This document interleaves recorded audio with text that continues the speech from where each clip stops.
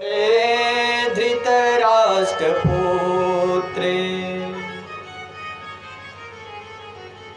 सूत जी महाराज कहते हैं, हे ऋषियों, ये उस समय की बात है जब महाभारत का युद्ध चल रहा था। कौरव और पांडवों में घनघोर युद्ध हो रहा था। सारे कौरव मारे जा चुके थे। पांचों पांडव विजयी हो चले थे। तब तक दुर्योधन जाकर के गुफा में छिप गया।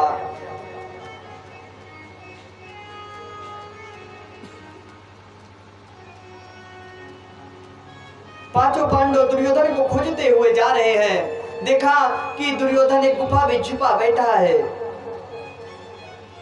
पांडव गए हैं। भीमसेन ने अपनी गदा से दुर्योधन के जंघाओं का उरुदंड भेदन कर दिया। उसकी जंघाओं को मार करके तोड़ दिया। दुर्योधन मूर्छावस्था को प्राप्त हो गया।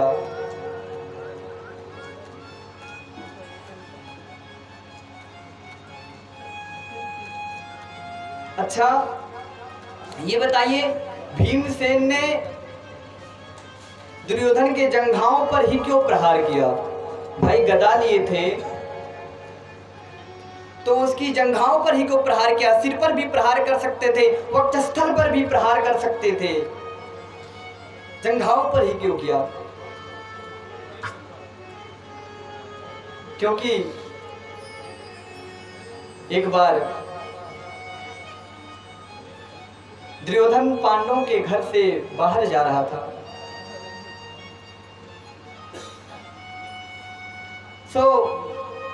लड़खड़ाकर महल में गिर गया। वहीं पर द्रौपदी खड़ी थी। द्रौपदी जब देखी कि दुर्योधन गिर गया तो द्रौपदी हंसने लगी भरी सभा में। जब हंसने लगी, दुर्योधन को क्रोध आ गया कि हम यहाँ पर गिर गए और इनको हंसी आ रही है। दुर्योधन बोले, अब इसका बदला हम आपसे जरूर लेंगे। वही दुर्योधन जब पांडवों के साथ में चौसर का जुआ का खेल रहे थे, दुर्योधन ने प्रस्ताव रखा पांडवों से कि अगर आप जो इस चौसर के खेल में हार जाएंगे तो आपको अपनी पत्नी को हमें दे देना होगा। समय आया, पांडव हार गए।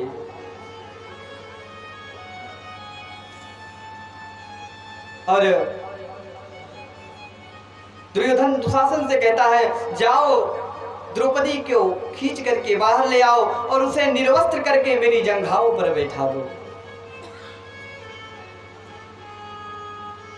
जब कन्हैया आए द्रौपदी को बचाते हैं तो वही द्रौपदी दुर्योधन को श्राप देती हैं कि जिन जंघाओं पर तूने मुझे बैठाने का संकल्प किया था, एक समय ऐसा आएगा कि उन्हीं जंघाओं के टूटने से तेरी मृत्यु होगी। आज उसी श्राप के कारण जंघाओं को जब भीमसेन ने तोड़ा, मूर्छावस्था में, अचेत अवस्था में दुर्योधन पड़ा है।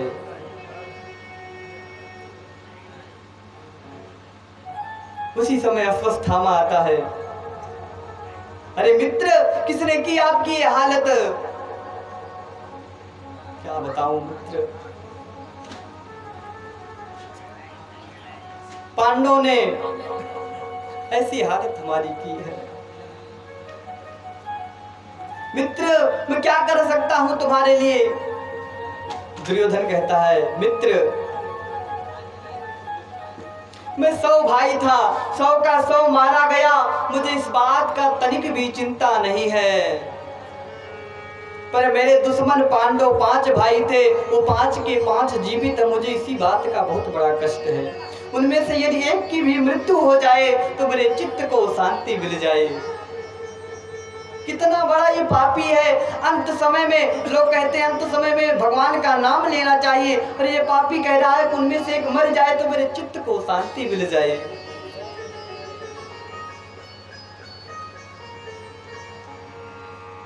अश्वत्थामा कहता, मित्र तुम एक की बात करते हो, मैं तुम्हें वचन देता हूँ कि मैं पांचों पांडवों का सिर काट करके तुम्हारे सामने रख दूंगा। इधर पांडव विजय श्री को प्राप्त हुए थे।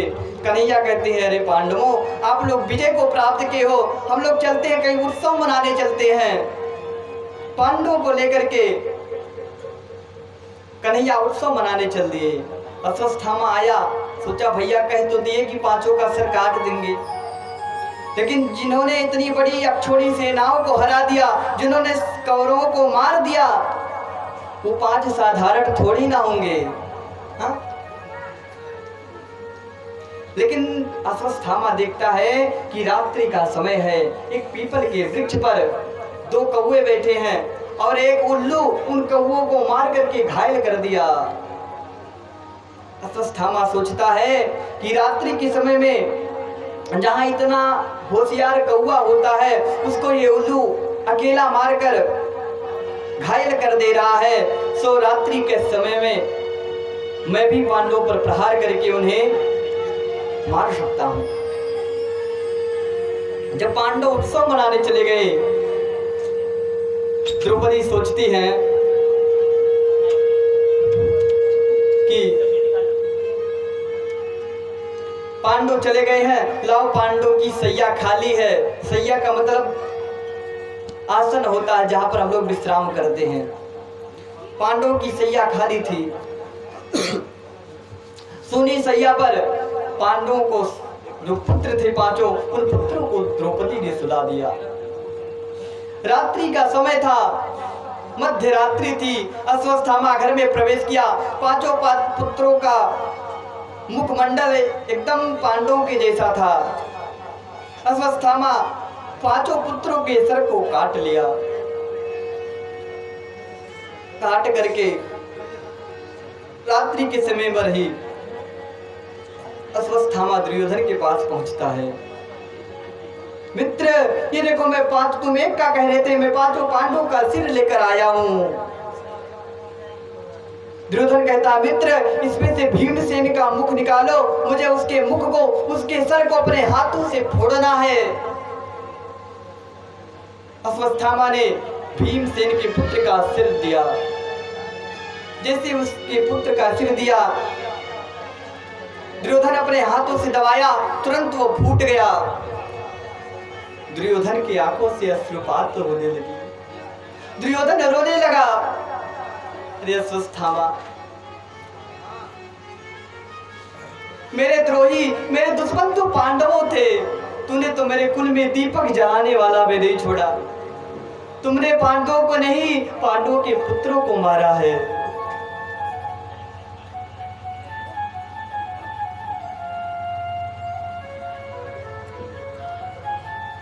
दुर्योधन का प्राणांत हो गया। अश्वत्थामा सोचा, यद्यपि पांडव जीवित हैं तो मुझे छोड़ने वाले नहीं हैं। अश्वत्थामा भाग रहा है। इधर सुबह ब्रह्म मुहूर्त हुआ।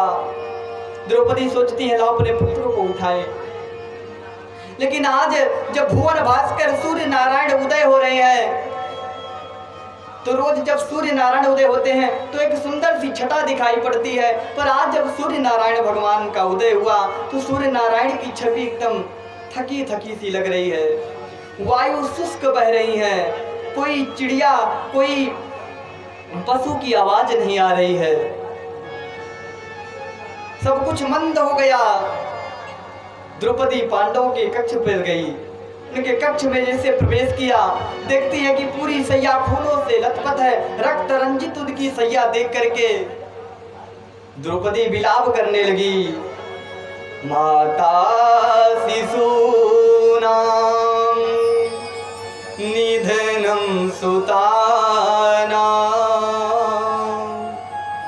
निशम्य घोरं वरितप्यमाना तदा रुरत्वास्पकलाकुलाक्षी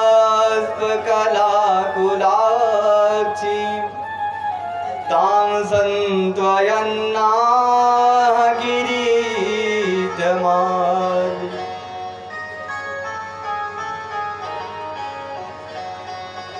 माता द्रौपदी अपने वक्ष स्थल को पीट पीट कर विलाप करने लगी। सोचिए, जिनके एक पुत्र की मृत्यु हो जाए उस माता पर क्या बीतती है, जिनके 5 के 5 पुत्रों का वध कर दिया होगा उस माता पर क्या बीते। पुत्र शोक महाकष्टम, पुत्र शोक ही सबसे बड़ा कष्ट होता है। आज दुष्ट अश्वत्थामा 5 पुत्रों को मार दिया। द्रौपदी बेहोश हो गई है। जब पांडव आते हैं, देखा अपने पुत्रों का मृतक शरीर, अर्जुन क्रोध में आ गए। द्रौपदी तुम चिंता मत लो, जिस पापी ने, जिस दुष्ट ने हमारे पुत्रों की हत्या की है, मैं तुम्हें वचन देता हूं, मैं तुम्हारे सामने लाकर के उसे मृत्यु दंड दूंगा।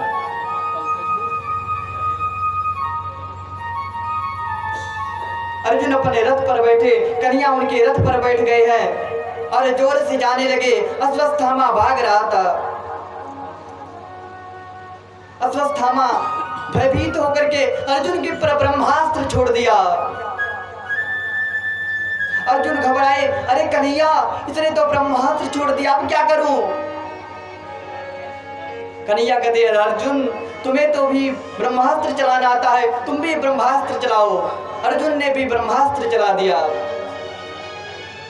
दोनों ब्रह्मास्त्र आपस में टकराने वाले थे। कन्हैया कहते हैं, अर्जुन ब्रह्मास्त्र को अपने शांत कर दो, क्योंकि अश्वत्थामा को चलाना तो आता है लेकिन उसे रोकना नहीं आता। ब्रह्मास्त्र टकराएंगे तो प्रलय आ जाएगा।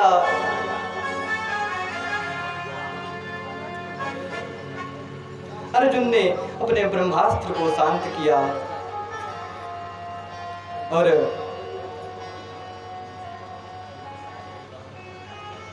अर्जुन ने रस्सी से अश्वत्थामा को बांधा, अपने रथ में पटक दिया। कन्हैया कहते हैं, अर्जुन इसने सोते हुए बच्चों की हत्या की है, इसे मृत्यु दंड दे दो। अर्जुन कहते हैं, कन्हैया छोड़ने वाला तो मैं भी नहीं, लेकिन मैंने द्रौपदी को वचन दिया है कि मुझके सामने लाकर के इसे मृत्यु दंड दूंगा।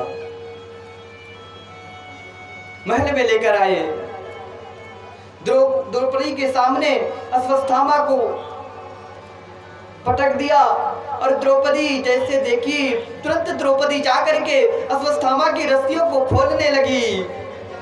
अर्जुन से कहती है, अरे अर्जुन, अरे स्वामी इसे छोड़ दो।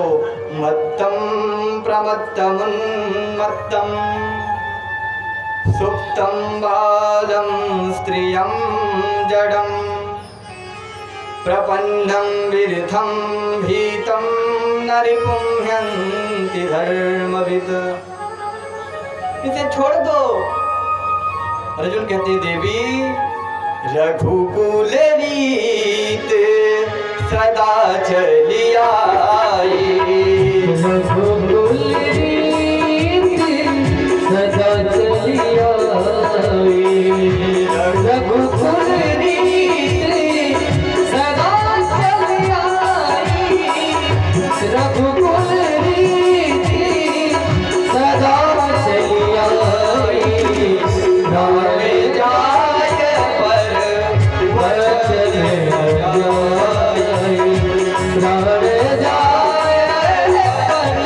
वचन जाय, राम जाय पर वचन जाय। द्रौपदी रघुकुल रीति सदा चली आई, मैंने आपको वचन दिया है, प्राण जाए पर वचन न जाए, मैं इसे छोड़ने वाला नहीं। अरे स्वामी इसे छोड़ दो। ब्राह्मण को, गऊ को, नन्हे बालक को कभी मारना नहीं चाहिए, स्त्रियों पर कभी हाथ नहीं उठाना चाहिए। और ये ब्राह्मण ही नहीं, आपके गुरु पुत्र हैं, आपके गुरु द्रोणाचार्य के पुत्र हैं। अरे द्रौपदी इसने तुम्हारे पुत्रों की हत्या कर दी है। फिर भी द्रौपदी अश्वत्थामा को छोड़ रही है। भीमसेन आते हैं, भैया तुम छोड़ दो तो ठीक है, लेकिन मैं इसे छोड़ने वाला नहीं, मैं तो इसे मृत्यु दंड ही दूंगा।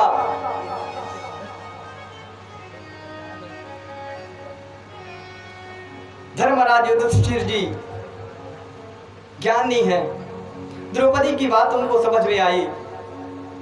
अर्जुन को समझाते रहे, अर्जुन द्रौपदी सही कह रही है, ब्राह्मण है, ब्राह्मण को कभी मारना नहीं चाहिए। क्यों? क्योंकि दैवाधीनम जगत सर्वम मंत्राधीनं च देवता ते मंत्रा ब्राह्मणाधीना तस्मात् ब्राह्मण देवता। ब्राह्मण को कभी मारना नहीं चाहिए। कृष्ण आते हैं, अर्जुन देखे, अरे कृष्ण कन्हैया अब तुम ही बताओ क्या करूं।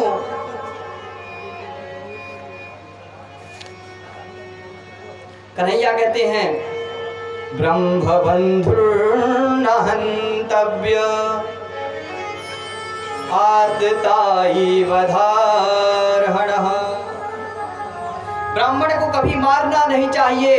और दूसरी तरफ कन्हैया कह रहे हैं, जो आतताई हो, जो सोते हुए बच्चों को निर्दयी से मार दिया हो, उसे छोड़ना भी नहीं चाहिए।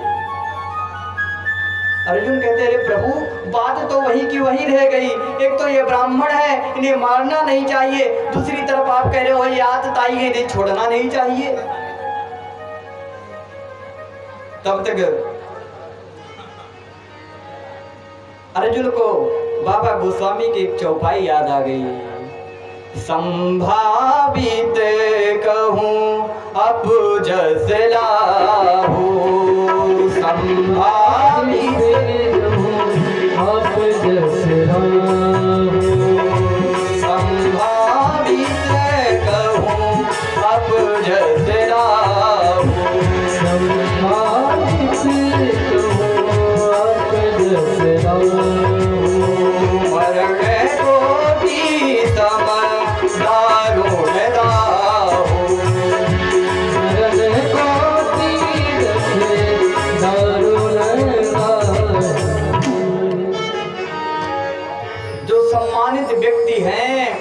भरी सभा में यदि अपमान कर दिया जाए तो उन्हें मृत्यु से भी ज्यादा कष्ट होता है। संभावितस्य चा कीर्तिर् मरणादितिरिच्यते। तुरंत अर्जुन ने अश्वत्थामा के सिर पर एक मणि लगी होती थी, उस मणि को निकाला और अश्वत्थामा को अपने घर से धक्का मार के बाहर निकाल दिया। अर्जुन अपने महल में चले आए। अश्वत्थामा अपना आंख नीचे की हुए सर झुकाए हुए जाने लगा, क्रोध में भर के। इधर कन्हैया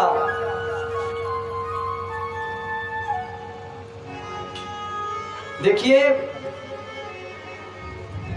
कन्हैया कहते हैं, रे अर्जुन बहुत समय हो गया है, अब हमें द्वारिका जानी चाहिए। द्वारिका वासी हमारा इंतजार कर रहे होंगे।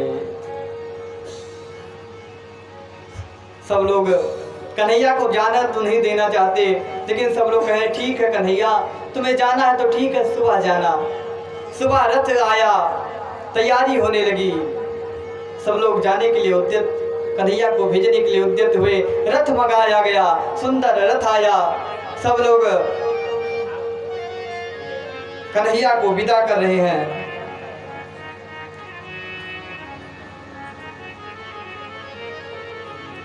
कन्हैया रथ पर आरूढ़ हुए, सभी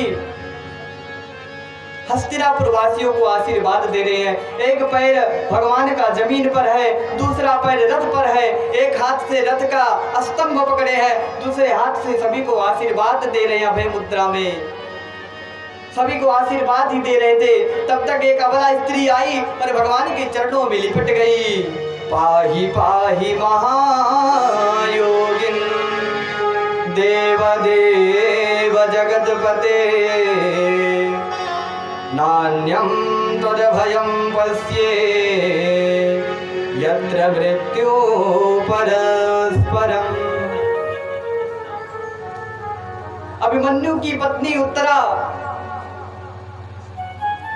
जिसके गर्भ में एक संतान थी, अश्वत्थामा सोचा कि मेरा अपमान पांडवों ने किया है, ये आखिरी संतान है जो पांडवों के कुल में दीपक जलाने वाला होगा। उसी के ऊपर अश्वत्थामा ने ब्रह्मास्त्र चला दिया। वही स्त्री उत्तरा भागी भागी आ रही है और भगवान के चरणों में लिपट गई। हे गोविंद मेरी रक्षा करो,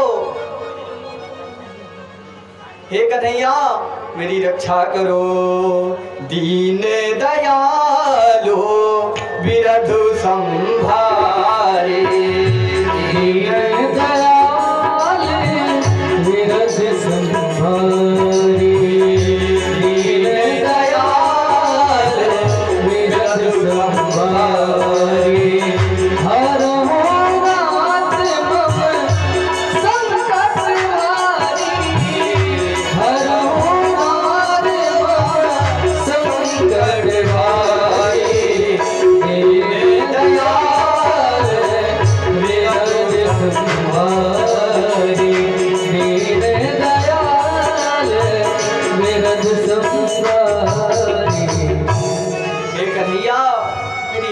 करो। दुष्ट अश्वत्थामा ने मेरे ऊपर ब्रह्मास्त्र चला दिया। तुरंत भगवान ने सूक्ष्म रूप धारण किया और उत्तरा के गर्भ में प्रवेश कर गए। देखिए भगवान कौशल्या के गर्भ में गए हो या ना गए हो, देवकी के गर्भ में गए हो या ना गए हो, लेकिन ये प्रमाणित बात है कि अपने भक्त की रक्षा करने के लिए भगवान उत्तरा के गर्भ में जरूर गए हैं। गर्भ में जाकर के नन्हे से परीक्षित को अभय मुद्रा से आशीर्वाद दिया और ब्रह्मास्त्र के प्रभाव को शांत कर दिया। नन्हे से परीक्षित की रक्षा करी। भगवान बाहर आए, पुनः द्वारिका जाने लगे। देखिए प्रत्येक परिस्थिति में हमें भवसागर से तो कन्हैया ही पार कराने वाले हैं और कोई नहीं भवसागर से पार करा सकता और कोई हमारी रक्षा नहीं कर सकता। इसलिए आइए बड़े भाव से मधुर मधुर तालियों की सेवा करते हुए मंत्र मुग्ध होकर के हम लोग कन्हैया से और उनके नामों का उच्चारण करेंगे। वो तेरी पार करेंगे नैया, भज कृष्ण कन्हैया, पार करेंगे नैया, भज कृष्ण कन्हैया, पार करेंगे नैया, भज कृष्ण कन्हैया, पार करेंगे नैया, भज कृष्ण कन्हैया, पार करेंगे नैया, भज कृष्ण कन्हैया, कृष्ण कन्हैया, कृष्ण कन्हैया, कृष्ण कन्हैया, कृष्ण कन्हैया, कृष्ण कन्हैया, कृष्ण कन्हैया, कृष्ण कन्हैया,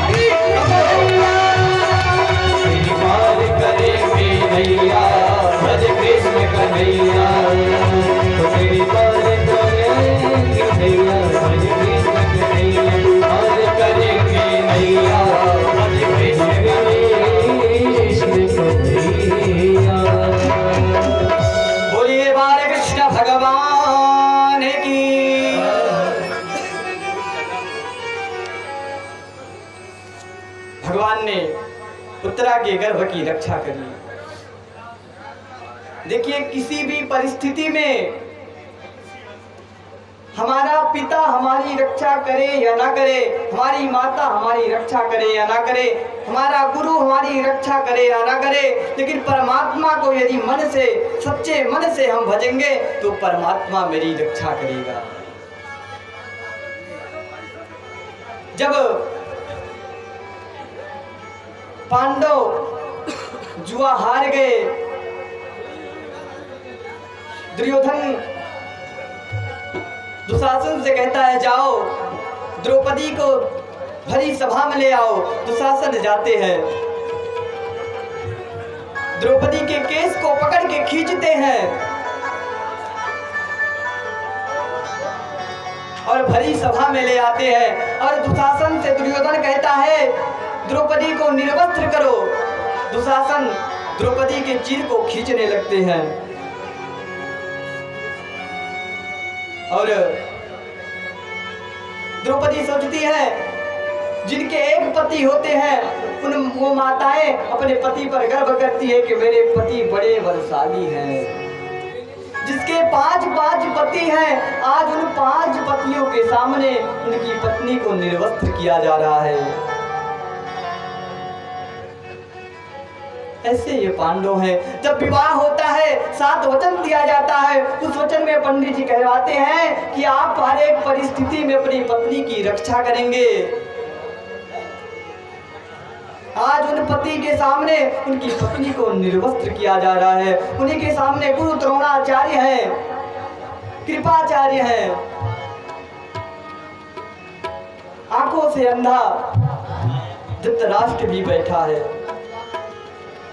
सबकी तरफ देखती है कि हो ना हो मेरे पति मेरी रक्षा करेंगे, ये ना रक्षा करें तो मेरे गुरु हैं, मेरे पिता की तुल्य हैं, ये मेरी रक्षा करेंगे। कोई नहीं रक्षा कर रहा है।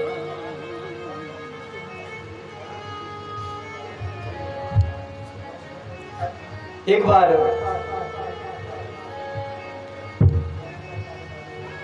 द्वारिकाधीश को शिशुपाल गालियां दे रहा था। जब शिशुपाल का जन्म हुआ था तो भगवान बोले इसकी 100 गलतियों को मैं माफ कर दूंगा, लेकिन यदि 100 गलती से ज्यादा एक गलती भी कर देगा तो मैं इसका वध कर दूंगा। आज प्रथम पूज्य बनाने की पारी आई, भगवान को प्रथम पूज्य बनाया जाने लगा। शिशुपाल भगवान को गालियां देने लगा, 99 गालियां दे दिया, एक गाली बची। भगवान ने कह दिया सावधान हो जाओ, यदि एक भी गाली आपने इस बार दी तो मैं आपके सर को कलम कर दूंगा, आपके सर को धड़ से अलग कर दूंगा। शिशुपाल डरा नहीं, भगवान को गालियां देता गया। भगवान ने अपने चक्र से उसके सिर को काट दिया और जब चक्र निकला, चक्र से भगवान की उंगली कट गई और जब उंगली कट गई भगवान की उंगली से खून निकलने लगा। भगवान की इतनी पत्नियां हैं, भगवान की 16,108 रानियां हैं, सब लोग भरी दरबार में खड़ी हैं। कोई कह रहा है कपड़ा लेकर आओ, कोई कह रहा पट्टी लेकर आओ। उसी भरी सभा में द्रौपदी खड़ी थी, वो अपने साड़ी के एक पल्लू को चीरिया और गई है भगवान के उंगली में बांध दिया। भगवान कहते रहे द्रौपदी ये क्या कर रही हो? द्रौपदी कहती है अरे प्रभु यदि काम आवे सब आपको तो काट दूं ये रेशम के धागे हैं। प्यारे घनश्याम यदि काम आवे आपके काट दूं सर ये तो रेशम के धागे हैं। और धागे भी साधारण हैं, इनका कौन मोल करे। ना दुल्हन के जोड़े ना दूल्हे के पागे हैं। और मैंने नहीं फाड़ा चीर पीर देख अधीर चीर नाथ चीर छोड़ भागे हैं। और धागे वो अभागे जो उंगली पर लागे नहीं। और भाग्य विरोधी के जागे जो उंगली पे लागे हैं। कन्हैया उन धागा भी